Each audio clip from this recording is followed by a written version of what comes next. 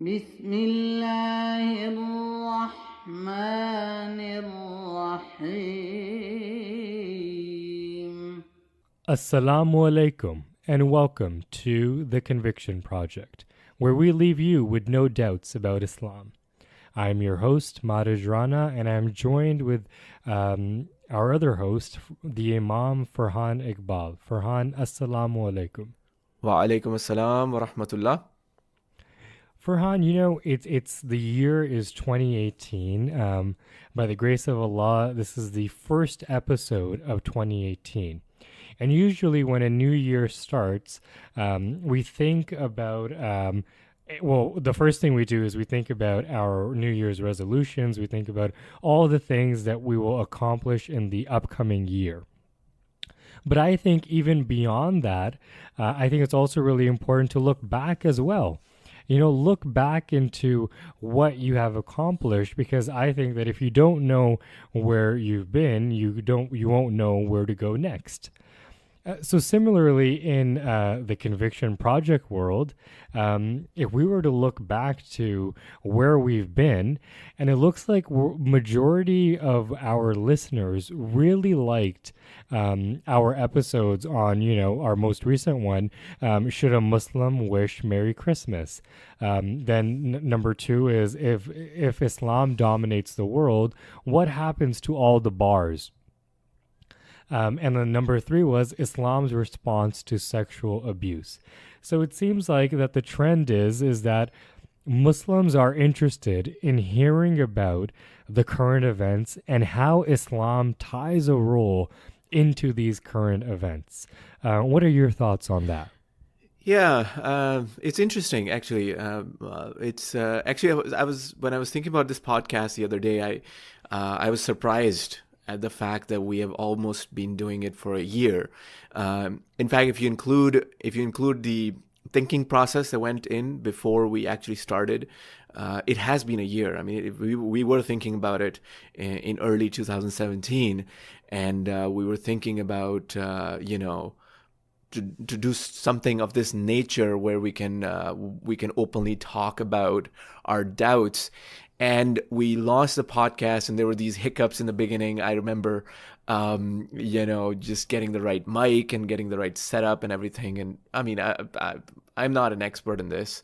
And thank God, a lot of people actually, when we started this, I started asking people about the sound, about the quality, about the duration. And alhamdulillah, we got good, positive feedback about all of these things. And so, alhamdulillah, it got launched, and we have covered a lot of things that I actually wanted to cover. And one thing that we are able to do now is look back at the most popular topics, and gives us an idea of what people want to hear and how we can move forward with this podcast, and maybe even explore some of the same topics again, and throw some light on it. And another interesting thing that has happened recently is the fact that more people are responding to us, more people are writing to us about their ideas, about their thoughts. For instance, recently somebody suggested that we should also explore having this channel have some aspect on YouTube as well, and we might actually just start with this episode. And in any case, these three topics that you have listed, I think they are current issues in some ways, like people or issues that Muslims in the West would have. Right, and that's the exact group of people that we want to reach out to. We want to talk to those young people who are in the West and growing up as Muslim, and it can have a lot of challenges. And it's a simple issue like Merry Christmas. A lot of people heard that episode. A lot of people clicked on it, and we are thankful that we are able to get that message across, that yes, I mean, this is an issue that a lot of people are confused about, and and no, it is not haram to wish someone Merry Christmas. It is actually respectful, but at the same time, we do not engage in those religious aspects of this same holiday. And then we talked about sexual abuse. This is a big issue. In fact, it is still a big issue.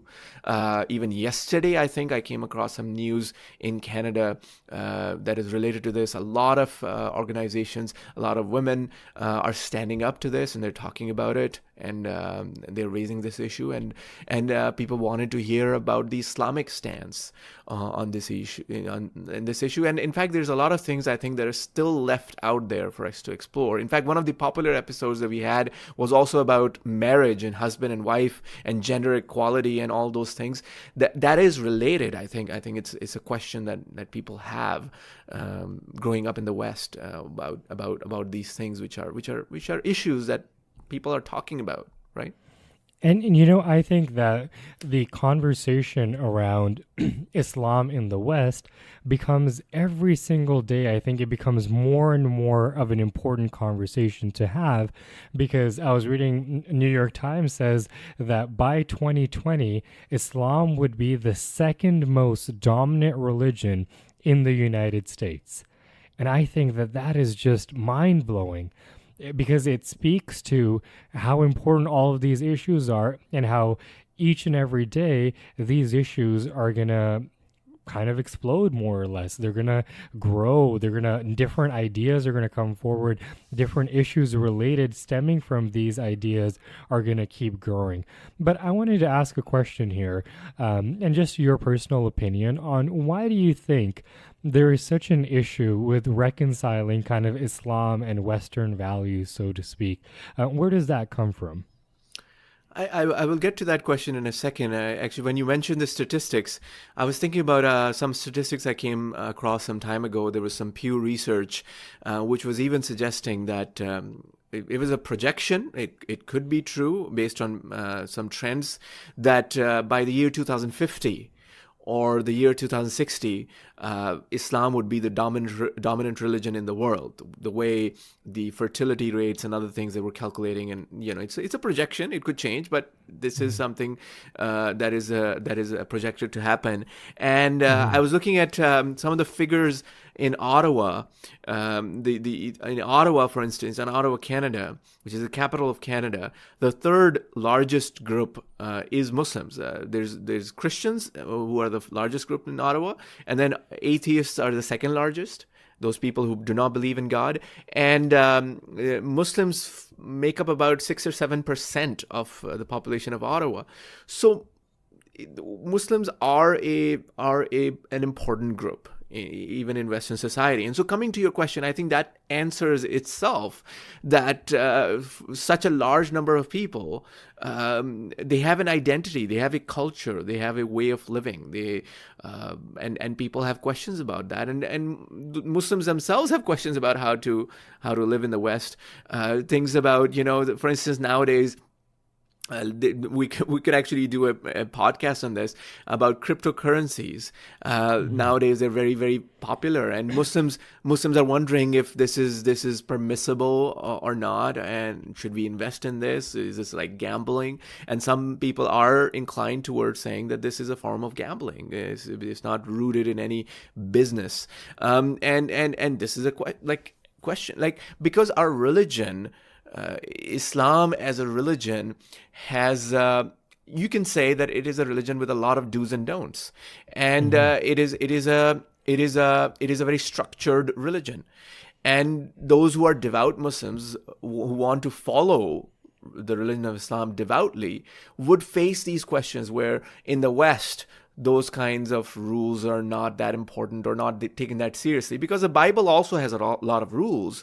It's just that it is interpreted in a different way. It is seen in a different way by people in the West, and those do's and don'ts may not be taken in the same way that a Muslim is taking the do's and don'ts from the Quran. And I think that this speaks largely to what it means to be a Muslim. A Muslim is one who submits to the will of God.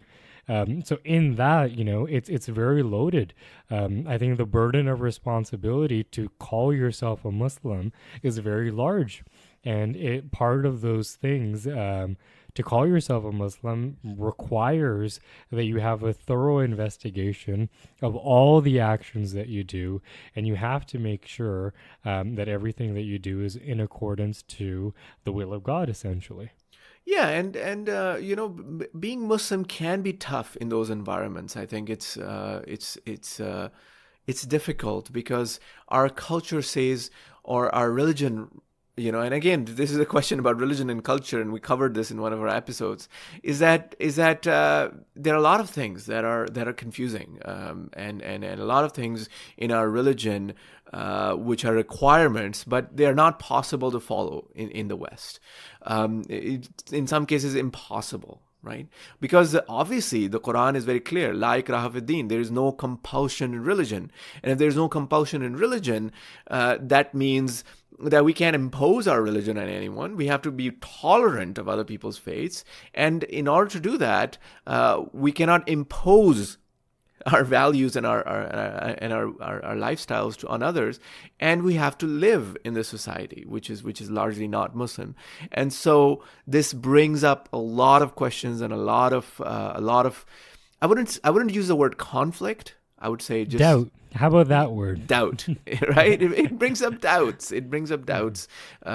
Because some people would go as far. I was reading a book, for instance, recently, and the author went so far as to say that, well, as a Muslim, I grew up here, but then I found that a lot of things in this society are working perfectly okay. So why does Islam have to be considered better than the Western society? And I think that's the wrong question to ask. I think it's not that we're not bringing a conflict of Islam versus the West. I think that's a wrong impression to give. What we are talking about is certain Islamic commandments or Islamic values, which are slightly different. And I think we mentioned in one of our episodes that most of the Canadian Constitution is Islamic, if you want to call it that. It has nothing that we would disagree with. It is in accordance with many of the principles mentioned in the Quran. So more or less, I'm hearing that, our conversations are essentially about Islam and the West. So it's not about Islam versus the West. It's about Islam and the West. Yeah, I mean, there's so many things in the Western society. You just go out if you are traveling. There are lights on the road. The roads are well constructed. The fact that there are so many hotels and so many other places to stay. All these little small things that are mentioned in the Quran, for instance, and when we see these things, these conveniences for travelers. Right, Ibn Sabil is the Quranic word for that, and for so many instructions just about a traveler and how to take care of the traveler, and we see that happening in the West a lot, and that is an Islamic injunction, Islamic value of taking care of travelers, and it's happened so widely in the West. Right, we see these things, and there's no conflict. In fact, there is what would you say is the opposite of conflict? This is like just a merging of two cultures, right? Absolutely, and I think that Islam brings to light a lot of those values that may be very much put to the side in the West or very much forgotten about. Like I personally don't believe that many people who live in Toronto go about their day thinking about the travelers. It's not a concern for them as readily as maybe Islam makes it. And maybe that speaks to a larger reason to have Islam is to bring some of these small nuances forward, because then that is what you can use to orient yourself. And this is directly in line with teachings of Quran and teachings of God. And this is what God wants us to do, essentially. Yeah, looking at the future. I mean, one of our episodes about the future got a lot of clicks. And yeah, looking at the future, we believe as Muslims in the West, we believe that there are certain things that we can bring to the table. which can help us move forward. We have come this far, we can move forward. When there is talk of nuclear war and all those things, for instance, I think that's a wrong direction. Everybody would agree with that. That's a wrong direction for our society and our civilization to take. And Islam, we believe, brings something to that table as well. And there's so many tables, right? We can bring something to each one of those tables, and maybe the society overall can become better by learning about Islam. So in sum, I'm hearing that we have a lot to give. And one of our ways to give, and I think that we are doing that, we are giving essentially to society, to Muslims, is in way through this podcast. Yeah. And, I hope that in the coming year, in 2018, we can keep that in mind, that our vision and our outlook is more so about Islam and the West. It's more so about, what do we bring to the table? How can we contribute to the world to make it a better place? How can we contribute to society to make society a better place, all in line with the teachings of Islam? Is that right? Yeah, this is what it is about. And one thing I would like to add in the end is that this is a project, right? That's why we call it a project. It's always going to be a project, a work in progress. And so we want our listeners to respond to us and to write to us about other kinds of topics that we can cover, about their doubts, about how they may have disagreed with something that we said, and how we can talk more about it and even improve our discussion moving forward. And that would be amazing for us to have this conversation that involves everyone. Definitely. And, I've heard a lot of things about, you need to bring someone else to the table as well and have conversations with them. And maybe that's something that we can also definitely explore. But, we want all of our listeners to know that we are listening to you, and you help make the Conviction Project. And I think that it would also be worthwhile to say thanks to all of our listeners for this entire year. We are running out of time, and if you do have any more doubts for this upcoming year, do reach out to us at theconvictionproject@gmail.com, or visit our website at www.theconvictionproject.com for all of our previous episodes of the year. Once again, this is The Conviction Project, where we leave you with no doubts about Islam. ربك فلا تكونن من الممترين. It is the truth from thy Lord. Be not therefore of those who doubt.